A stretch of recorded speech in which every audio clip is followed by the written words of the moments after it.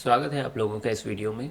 तो क्वेश्चन कह रहा है कि एक पंप का यूज किया जा रहा है ताकि वो वाटर को लिफ्ट कर सके 10 मीटर ऊपर तक, है ना। पंप से ही लिफ्ट करते हैं। और वाटर को जो पंप किया जा रहा है वो at the rate of 30 kg पर मिनट, है ना। 30 kg मतलब हर एक मिनट में 30 kg, है ना, वाटर को ऊपर भेजा जा रहा है।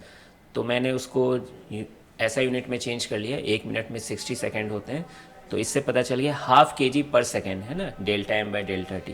क्लियर है। तो एक सेकेंड में आधी केजी, है ना, वाटर को ऊपर पंप किया जा रहा है। तो क्वेश्चन है calculate the minimum horse power the engine should have to do this.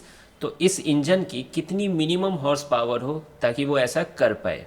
ठीक है। और यहाँ जो पंप जो किया जा रहा है ना, इस वाटर को, तो इसकी स्पीड को नेग्लिजिबल मानना है। मतलब यू इनिशियल वेलोसिटी क्या लेनी है, जीरो लेनी है। इनफैक्ट अभी आप आगे देखोगे हर जगह की वेलोसिटी जीरो ही लेनी है। ठीक है। मतलब धीरे धीरे जा रही है एकदम वाटर, कोई जल्दीबाजी में नहीं है। ये मैं एरो दिखाया हूँ कि वाटर ऊपर जा रही है ना, स्पीड दिखाने की कोशिश नहीं किया हूँ ये। अब देखिए, आपको पता है ना, वर्क डन बाय पंप निकाल लेंगे तो उसका पावर भी निकाल लेंगे टाइम से डिवाइड करके।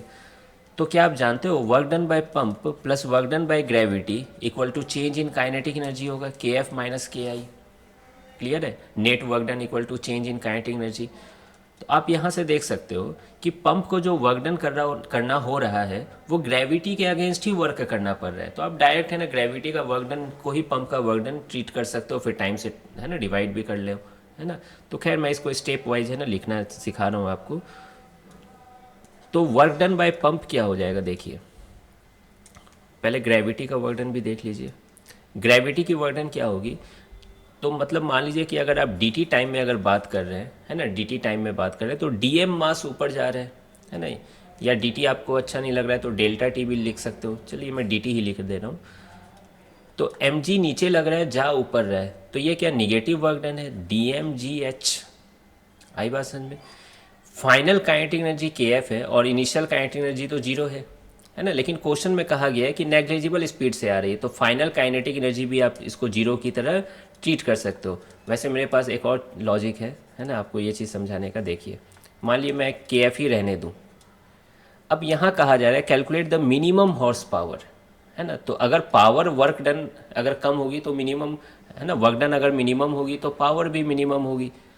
अब वर्क डन बाय पंप क्या है, something plus final kinetic energy है। तो आप देखे होंगे, है ना, रियल लाइफ में कि जब पंप से जब पानी जाती है ऊपर टैंक में आती है तो वो स्पीड में आती है। तो अगर आपको मिनिमम चाहिए, मतलब बस क्या है कि पानी को जस्ट पहुंचा दो, एकदम गिरा दो वहाँ पे जाकर, ऐसा करो कुछ, तो फाइनल काइनेटिक एनर्जी क्या हो जाएगी, वहाँ जीरो हो जाएगी। तो आप ऐसे भी सोच सकते हो। ठीक है। या फिर ऐसे भी सोच सकते हो समथिंग प्लस है तो मिनिमम क्या हो जाएगा, इसको जीरो अगर ट्रीट करोगे तो मिनिमम आएगा जो कि कितना होगा, dmgh। बाकी आपको इतना टेंशन लेने की ज़रूरत नहीं है, डायरेक्ट के एफ को जीरो कर सकते थे। अब देखिए वर्क डन पूछा गया है, वर्क डन तो निकाल लिए। पावर क्या होता है, मिनिमम पावर ड्यू टू, है ना, पंप क्या होगा, तो यही work done by pump by time हो जाएगा। ठीक है। अच्छा, आप इसको डेल्टा डब्ल्यू भी लिख सकते थे, है ना, ये सब चीज़ों को डेल्टा डब्ल्यू भी लिख सकते थे, क्योंकि डी टी टाइम इंटरवल में वर्क कर रहे हैं, ये टोटल वर्क नहीं है। क्लियर है ये चीज़। डेल्टा या डी भी लिख सकते थे ना, जो आपको फेवरेट लगे। तो डेल्टा डब्ल्यू कितना आ गया, d m g h. Delta t को डी टी रख देते हैं, है ना, सब एक ही है, delta m by delta t रखो या d m by d t, है ना, यूनिट टाइम की ही बात हो रही है यहाँ पर। तो d m by d t कितनी हो गई, हाफ हो गई। जी की वैल्यू कितनी है, 9.8 है। और एच की वैल्यू कितनी है, 10 है। ठीक है। तो ये आपका आ गया 49 वाट, है ना। तो ये पावर ऑफ पंप आ गया 49 वाट। लेकिन आपने आंसर में देखा होगा पीछे वो हॉर्स पावर में दिया गया है, तो हम लोग भी इसे चेंज कर लेते हैं। तो 49 डिवाइडेड बाई 746, है ना, हॉर्स पावर में आ जाएगा।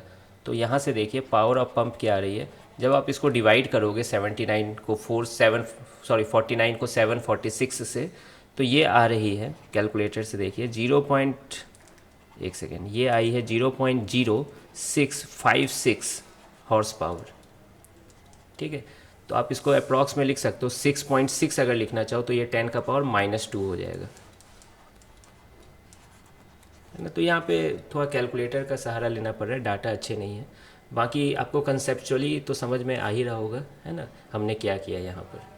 ठीक है, आप DM को डेल्टा M भी लिख सकते थे, है ना, कोई बड़ी बात नहीं है। तो मिलते हैं फिर नेक्स्ट वीडियो में।